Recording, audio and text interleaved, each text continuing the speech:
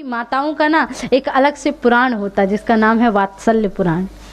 ये सिर्फ माताएं ही पढ़ सकती हैं, माताएं ही जान सकती हैं। किसी दिन बच्चा थोड़ा कम दूध पिए तो पेट पकड़ पकड़ के देखेंगी, फिर सोचेंगी ओहो वो बगल वाली आई थी ना, नजर लगा के गई होगी मेरे बच्चे को, इसीलिए मेरा बच्चा कम दूध पी रहा है।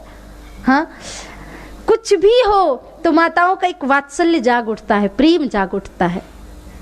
माताओं से बढ़ के इस दुनिया में भाव कोई ला ही नहीं सकता। क्षमा करिएगा पर पुरुष वर्ग थोड़ा सा अक्खड़ होता है, थोड़ा सा कठोर होता है। उनको ज़्यादा पड़ी नहीं होती कि ठीक है, बच्चा एक बार बच्चे से पूछते बेटा खाना खाना है, नहीं भूख नहीं है, तो हाँ ठीक है जब भूख लगे तो खा लेना। लेकिन माँ से अगर बच्चा यही कह दे कि माँ भूख नहीं, क्यों भूख नहीं है, कैसी भूख नहीं है, खाना पड़ेगा, खाना नहीं खाओगे तो कमजोर हो जाओगे, ये हो जाओगे, बड़ा माताओं का एक अलग ही प्यार होता है। नहीं आप लोगों की बात नहीं, आप लोग तो बहुत अच्छे, मैं तो दूसरी जगह की बात करी, यहाँ के भैया लोग तो बहुत अच्छे। प्रेम से बोले श्री राधे श्री राधे। यशोदा मैया कान्हा की नजर उतारती, धीरे धीरे समय बीता और समय चलता गया। भगवान 3 महीने के हुए तो तृणावर्त नाम का दैत्य आ गया। भगवान ने बवंडर का रूप धारण करके तृणावर्त आया है। भगवान ने अपना वजन बढ़ाया। यहाँ पे एक आध्यात्मिक बड़ा सुंदर भाव बताया भगवान ने कि तृणावर्त है अहंकार। अहंकार जीवन में आया, मैंने अपना वजन बढ़ाया, अहंकार मर गया। आप अपना भजन बढ़ा दो, तृणावर्त अपने आप मर जाएगा, अहंकार अपने आप मर जाएगा। भगवान 6 महीने के थे तो सकटासुर नाम का दैत्य आ गया, छकड़े में आकर के बैठा। भगवान ने पग प्रहार से सकटासुर का उद्धार किया। भगवान इस प्रकार से नित नई लीला करते हैं। भगवान थोड़े से बड़े हुए हैं, गर्गाचार्य जी महाराज आकर के गौशाला में भगवान का और बलराम जी महाराज का नामकरण संस्कार करते हैं। छोटे से कन्हैया हैं, भोले बाबा कैलाश पर्वत पे बैठे हैं। माता पार्वती नख से सिख श्रृंगार करके जाती, एक साधारण सी सामाजिक स्त्री का रूप धारण किया। भोलेनाथ जी ने कहा कहाँ जा रही हो आप? बोले मैं कन्हैया के दर्शन करने। अरे तो फिर हमको भी ले चलो। पार्वती जी ने कहा अच्छा, राम अवतार में तो आप काक भुसुंडी जी के साथ चले गए, तो मुझे लेके गए थे, मैं आपको नहीं लेके जाने वाली। और पार्वती जी एक टोकनी लेती हैं, खूब सारे खिलौने लेती हैं और लेकर के चलती हैं। अरे कोई खिलौने ले लो, बड़े सुंदर हैं, मिट्टी के बनाए हैं, अरे अपने हाथों से बनाए हैं, हाथी हैं, घोड़े हैं, अरे कोई खिलौने ले लो। भगवान को याद करते करते पार्वती जी जा रही हैं और इतने में उनके मुंह से निकलने लगा अरे कोई कान्हा ले लो, बड़ा प्यारा है, बड़ा अच्छा है, अपने हाथों से। माता यशोदा के कान में आवाज गई, अरे ये कौन सी खिलौने वाली है जो मेरे कान्हा को ही बेचने निकल पड़ी। ओ खिलौने वाली इधर आना, ये क्या कर रही है तू? बोले क्या?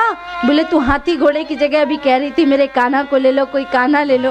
अरे मैया मैं तो कान्हा के दर्शन के लिए ये खिलौने लेकर के आई हूँ। तो ठीक है, इससे पहले तू मेरे लाला को पूरे गांव भर में बेच के आ जाए तो सारे खिलौने तो मुझे ही दे जा मेरे लाला के लिए। अरे मैया आपको क्या पता बच्चों को कौन से खिलौने पसंद होते हैं। मैं कान्हा की आंखों के सामने जाऊंगी और उसकी आंखें पढ़ लूंगी कि कौन से खिलौने चाहिए। तो चल फिर अंदर। खिलौने वाली बन करके पार्वती जी गई, कान्हा को दिखा दिखा कि ये हाथी है, ये घोड़ा है, बड़ा प्यार से। और भोले बाबा उधर 5 वर्ष के बालक का वेश धारण करके दरवाजे में आ गए। एक गोपी ने रोका, कौन है तू? बोले वो जो अंदर खिलौने वाली है ना, वो मेरी माँ है। रुक जा, पूछते हैं। ओ खिलौने वाली, ये तेरा बच्चा है? पार्वती जी ने कहा हे राम, ये कहाँ से आ गए? अगर पता चल गया ये है तो मेरी पोल खुल जाएगी और मुझे भी धक्के मार के निकाल दिया जाएगा। नहीं नहीं मेरा बच्चा नहीं है।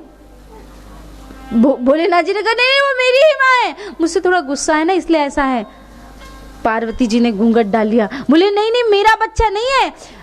गोपी कहती बुद्धू बनाता है, पागल बनाता है, निकल यहाँ से। बच्चा कहता नहीं नहीं मेरी ही माँ मुझसे थोड़ा नाराज है ना इसलिए मुझसे बात नहीं करी। अरे मैया, पार्वती जी ने और लंबा घूंघट डाल लिया, बोले मेरा तो ब्याह ही नहीं हुआ तो बेटा कहाँ से हो जाएगा। शंकर जी पैर पटकते हुए गुस्से से चले गए कैलाश पर्वत। बड़ी देर के बाद दर्शन करके पार्वती जी वापस आई। आहा क्या दिव्य दर्शन हुए भगवान के, जय हो। बहुत बढ़िया, बड़े अच्छे दर्शन हुए भगवान के। ऐसा होता है ना कि जब किसी को कोई चीज नहीं मिलती तो हम जानबूझ के उसको परेशान करने के लिए, लालच देने के लिए उसी चीज की ज्यादा तारीफ करेंगे।